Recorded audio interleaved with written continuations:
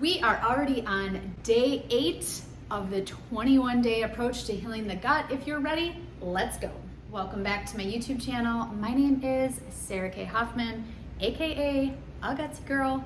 I am here today to do another one of our days on this 21-day approach to healing your gut. And today is day 8, and it's called, So What Should I Eat?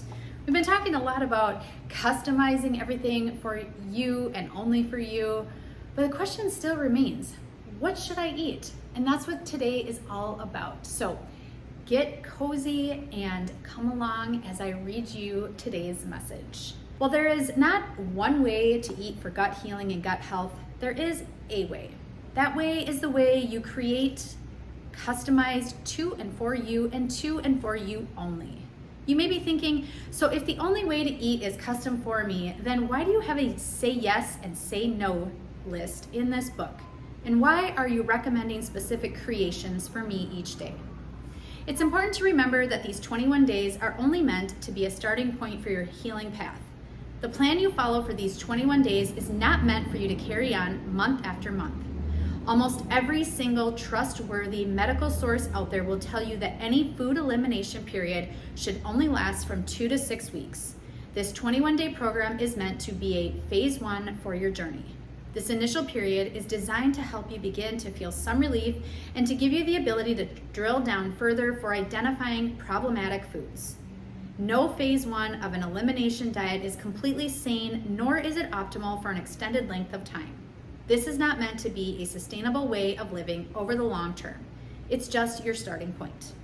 The overall idea of phase 1 is to calm the digestive system down and reduce inflammation. This will enable you to effectively add foods back in one at a time to realize what truly is and is not working with your unique body composition. I created the say yes and say no lists to help guide you to the ingredients and whole foods that will help you achieve this goal. So many gut health books out there are filled with recipes but don't offer detailed guidance on the individual ingredients that will and will not work for an elimination diet. While I enjoy trying new recipes, my healing success required an understanding of the single ingredient foods that were and were not working for me along the way so that I could take those foods and customize my own meals from them. I've provided you with the yes and no list to empower you to do the same. I've also offered you creation ideas for each day rather than more traditional recipes for 2 reasons. First, I wanted to give you ample ideas for what to eat and inspire you to customize your meals to suit your own taste and your own dietary requirements. But the creation ideas were also created with minimal ingredients so you will be able to easily track any reactions over the course of your 21 days. I truly believe that if you have never tried changing your diet and lifestyle to help with your lingering gut issues, this is the perfect place to start. But I also believe that if you have no answers after these 21 days, then dieting harder is definitely not your answer. In my case, for example, even one of the most stringent protocols out there, the GAPS, which stands for Gut and Psychology Syndrome diet, did not bring me long-term healing because it wasn't addressing my real underlying issues. Dieting harder would have never gotten me to the SIBO answer. Only testing could do that. If a gut healing protocol or diet helps you feel better, then you know you're onto something. But if it doesn't, dieting harder isn't going to solve every outstanding problem. Remember, if you haven't been appropriately tested, then dieting harder makes no sense. The point of a diet is to solve a problem, and if you don't know the problem, you can't solve it.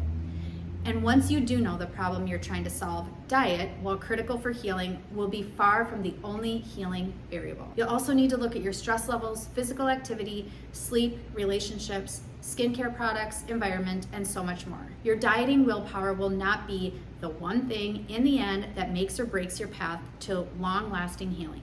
If simply dieting harder was the answer, almost everyone would be healed. Remember, this is meant for 21 days. Stick to it. Okay, so one question that you're probably asking right now is, okay, that's all great, fine and dandy, but what are these yes and no to lists?